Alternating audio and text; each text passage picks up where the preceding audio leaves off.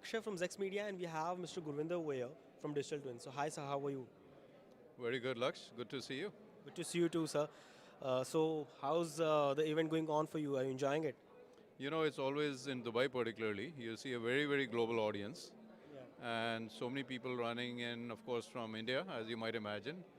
The locals over here. I ran into people from Japan, people from US, which is where I'm based, and of course from all over Europe. So it's good to be here.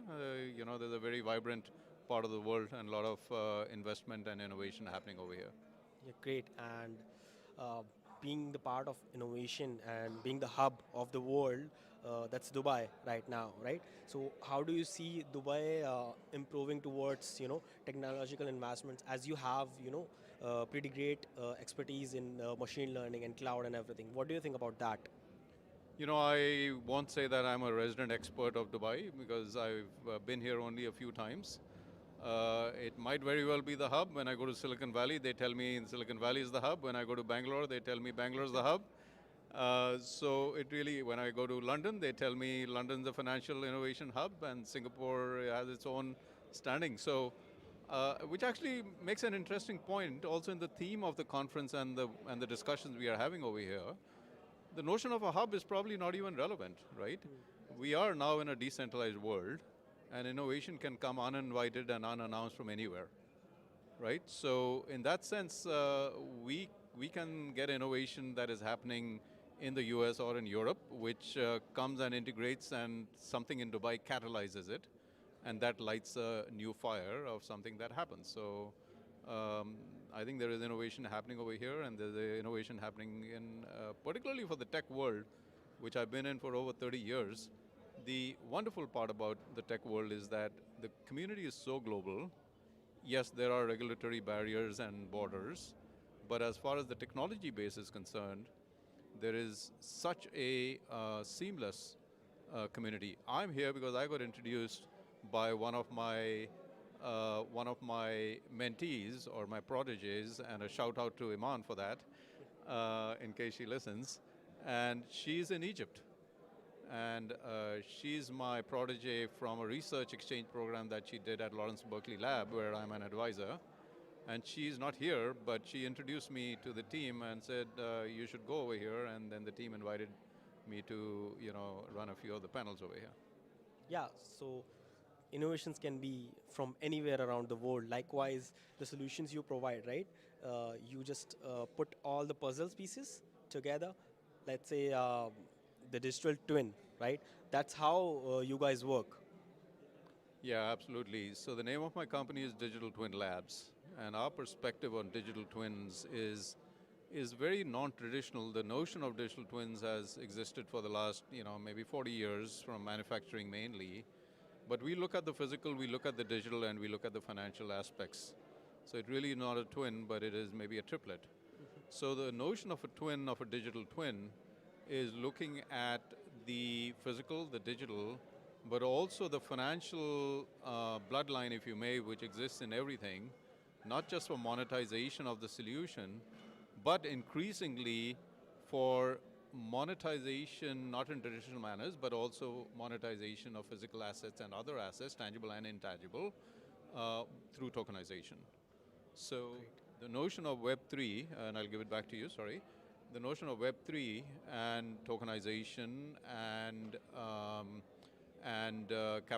new capital market infrastructures are a very central part of bringing these three pieces together. We can talk about pieces of blockchain and other technologies separately, but I think you were going to ask me another question or maybe say a remark.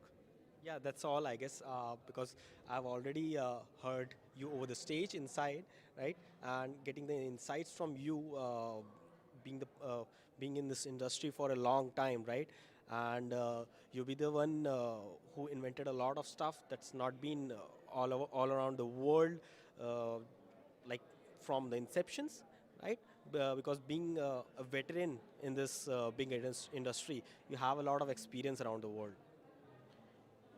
I would say I've been very privileged and blessed to have had a front row seat, not just as a witness, but as a practitioner and implementer, and as a steward to the industry of, let's say, the last 4 or 5 significant waves of disruption of technology, which I'll clarify in just a moment. Let's just say waves of disruption, from putting in what at that time was the second largest network of the world at the dawn of the internet, and then moving into the next wave, which was the World Wide Web, and then into telecom and cellular and mobility, and then into cloud, and then somewhere in between IoT, and now on to decentralized platforms and patterns.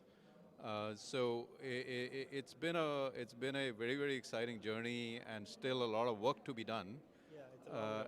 Absolutely, and the disruption that I was alluding to are not disruptions of technology, even though they're commonly referred to as technology disruptions, but technology is really, technology doesn't explain disruptions. Economics and social sciences is what explains disruptions, and there's a much larger discussion to that, but technology is just the enabler of a disruption that happens, and that disruption is really explained by economics and social sciences, because at the end of the day, whatever we do in technology, whether it is for blockchain, and blockchain is not the only, it's not the only game in town. It has to, as you were hinting at, coexist and cohesively work with other parts in the car for the car to work.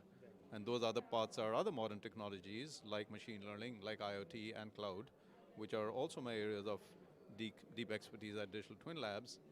But then also it has to coexist with Web 2 technologies.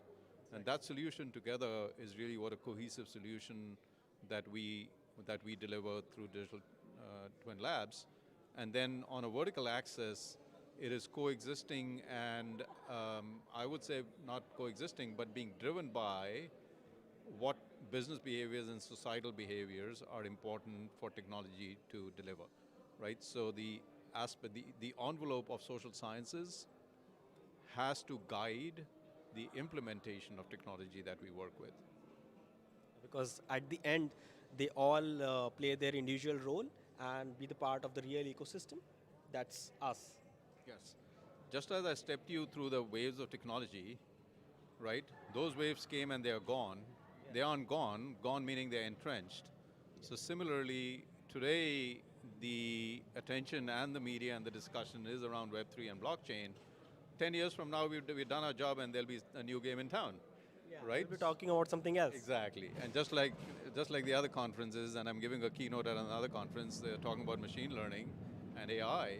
So the point being that we do have to give the right investment and attention and innovation to a technology, but it has to coexist in a larger solution of other technologies with it to put that overall solution together.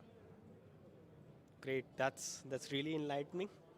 So thank you for your insights, and thank you for your time. It was a pleasure meeting you over here. Thank you, Lux. Thank you. Thanks for a really good conference that you guys put together. Thank you My so much. congratulations to you all. Bye-bye. Thank you.